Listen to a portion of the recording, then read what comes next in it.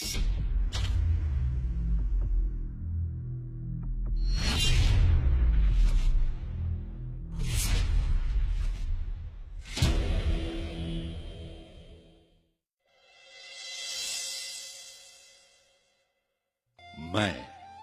हवा हूं।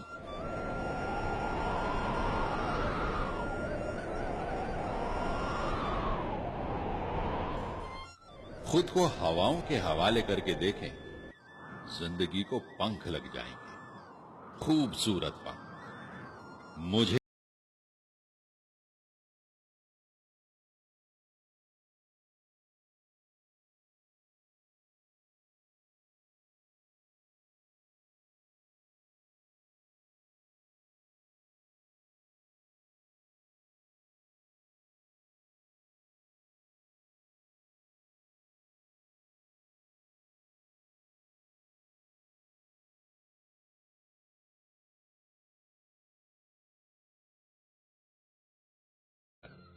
वापस अदा किया।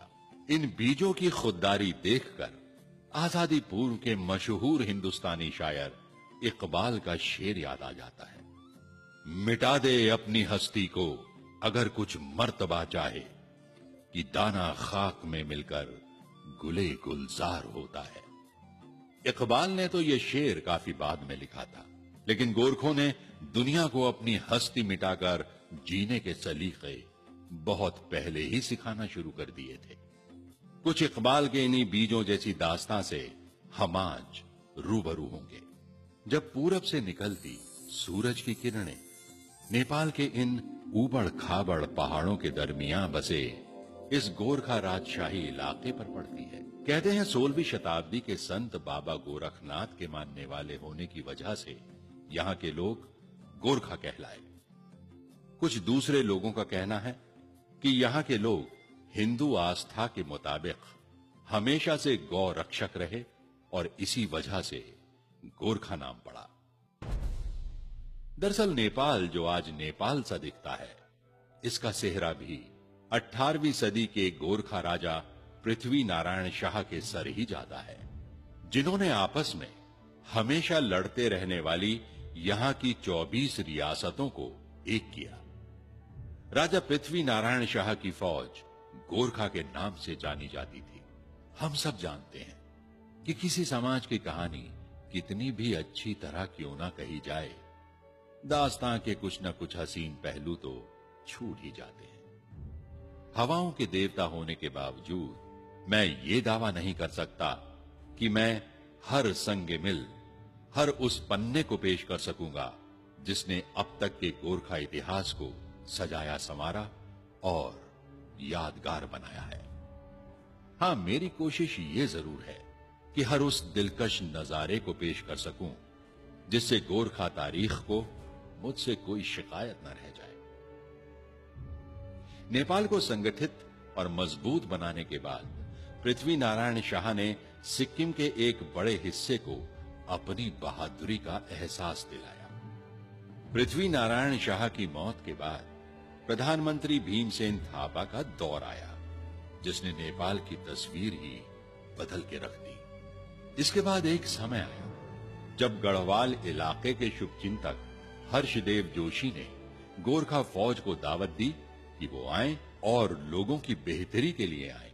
हालात की नजाकत को समझते हुए गोरखा फौज ने हर्षदेव जोशी की दावत कबूल की और फिर काली नदी पार करके 1790 में कुमाऊं पे कब्जा कर लिया। इसके बाद तो जैसे गोरखा कौम पीछे मुड़ के देखना ही भूल गई। 1803 में गोरखों ने गढ़वाल पर फतह पाई और फिर अमर सिंह थापा के नेतृत्व में देहरादून भी हासिल कर लिया। बात यही नहीं हुई। गोरखा सोच अब ढाना है तो करना है। आगे बढ़ने की हद तो ये हो गई कि हवाओं पे सवार गोरखा फौज पंजाब के पहाड़ों को कब्जा करते हुए हिमाचल पहुंच गई और सतलुज नदी पे जाके रुकी। अब हुआ वही जो होना चाहिए। कहते हैं किसी भी बहादुर कौम को उसका हक मिल ही जाता है। इन सब इलाकों पर अब गोरखों की हुकूमत हो गई। लेकिन इसी बीच ब्रिटिश ईस्ट इंडिया कंपनी, जो कि खुद पूरे हिंदुस्तान को अपना गुलाम बनाने के ख्वाब बुने हुई थी। गोरखों की बहादुरी की खबरें मिलने लगी। अंग्रेज मुगलों की हुकूमत तो लगभग खत्म कर ही चुके थे और यही वजह थी कि उन्होंने गोरखों को कबाब में हड्डी मानते हुए भारत नेपाल सीमा के भुटवाल पोस्ट पर गोरखों पर हमला कर दिया। अब हवा का रुख बदला और जंग की तस्वीर भी। देहरादून में गोरखा सेनापति बलभद्र ने देहरादून के नाला पानी के घने जंगलों में खलंगा किले का मोर्चा संभाल लिया। यहां 3 ऐसी लड़ाइयां हुई कि अंग्रेजी फौजों के चेहरों पर हवाइयां उड़ने लगी।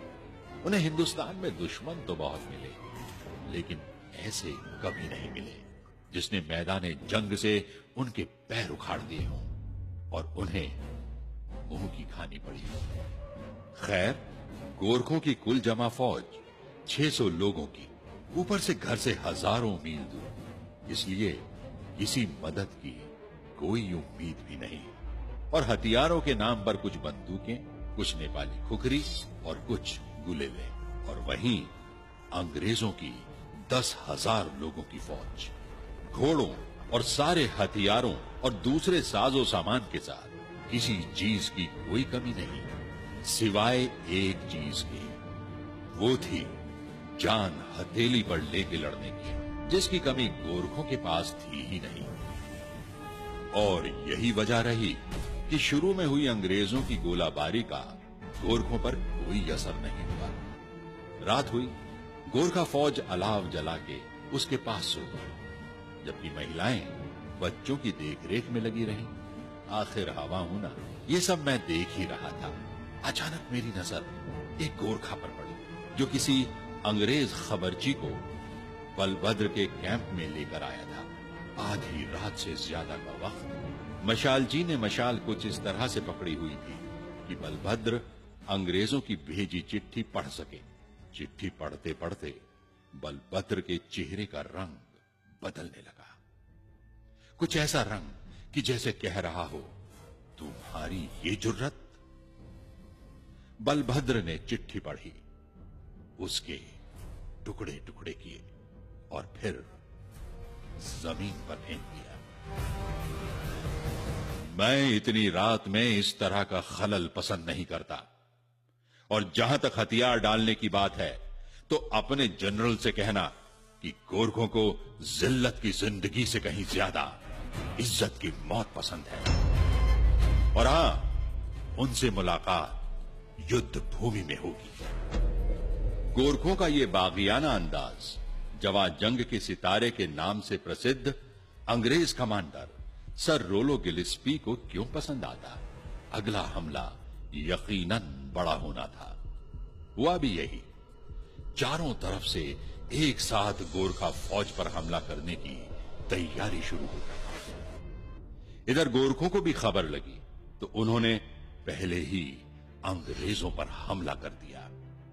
गोरखा के गुरिल्ला हमले और आसमानों को चीरते हुए नारे, जय महाकाली, आयो गोरखाली, ने अंग्रेजों को संभलने का मौका ही नहीं दिया।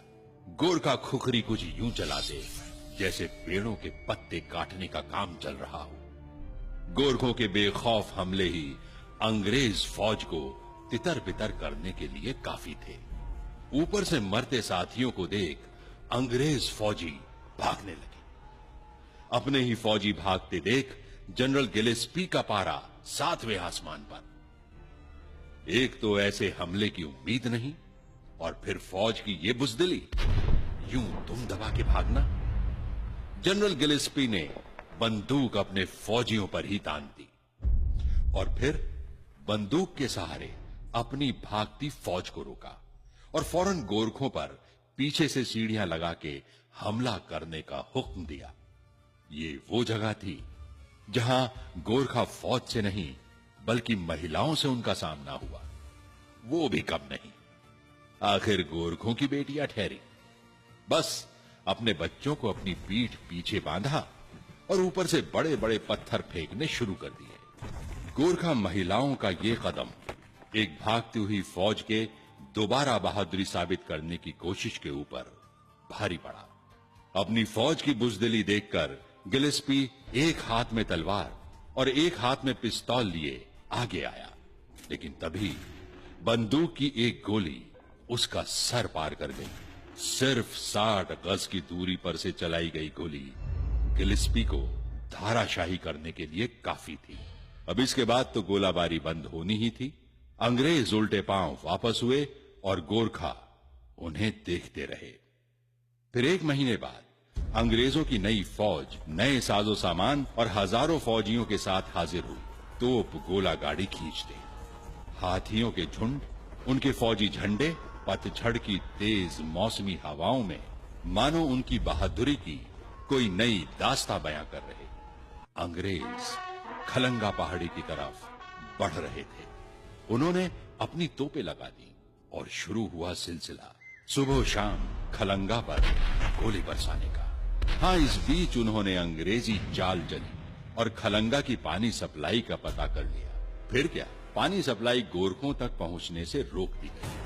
3 दिनों तक तो गोरखों के पास अपना पानी था, उससे काम चला, लेकिन फिर बिना पानी और लगातार गोलाबारी ने गोरखों को पस्त किया।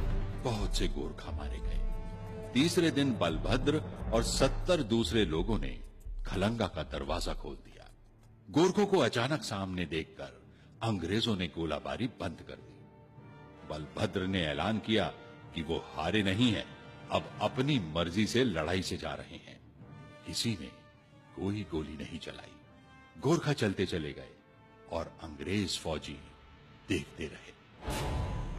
बलभद्र और उनके आदमी पैदल नीचे पहुंचे, सागर ताल नाम के पानी के स्रोत के पास। वहां सबने कई रोज की प्यास बुझाई, पानी भरा और फिर हिमाचल में अमर सिंह थापा की फौज में शामिल होने गए। बाद में रणजीत सिंह की फौज में शामिल होकर अंग्रेजों के खिलाफ अफगानिस्तान में फिर लड़े। अंग्रेजों ने खलंगा को नेस्ता नाबूद कर दिया। आज एक बड़ी जंग की निशानियां समेटे चट्टाने और तोप गोले से गिरे पत्थर ही गोरखों की बहादुरी की दास्तानें बयां करते हैं। गोरखों ने अंग्रेजों का एक बेहतर फौज होने का गोमान तोड़ दिया था। गोरखों का यह नारा कि कायर हुनु भंदा मरनु रामरो, या कायरता की जिंदगी से मौत बेहतर है, अंग्रेजों की एक खास बात थी कि वो सच्चाई का सामना करने और हक की बात मानने से गुरेज नहीं करते थे।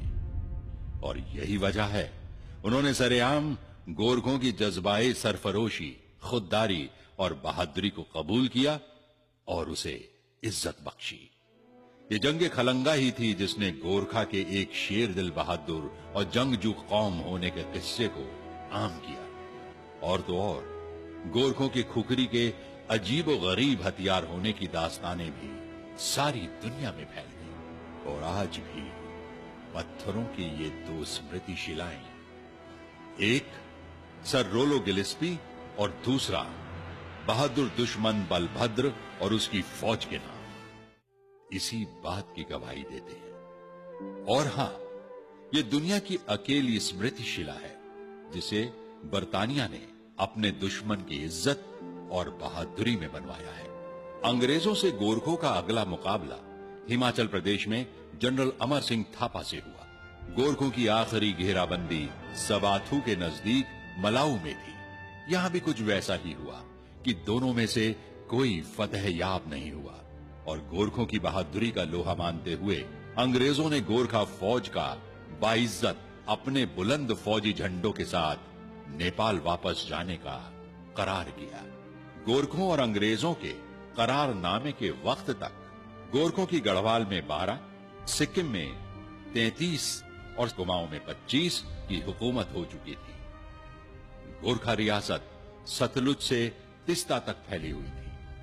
सगौली करारनामे के बाद गोरखों के जीते हुए 105,000 किलोमीटर के हर इंच का हकदार अंग्रेजों को बनाया गया।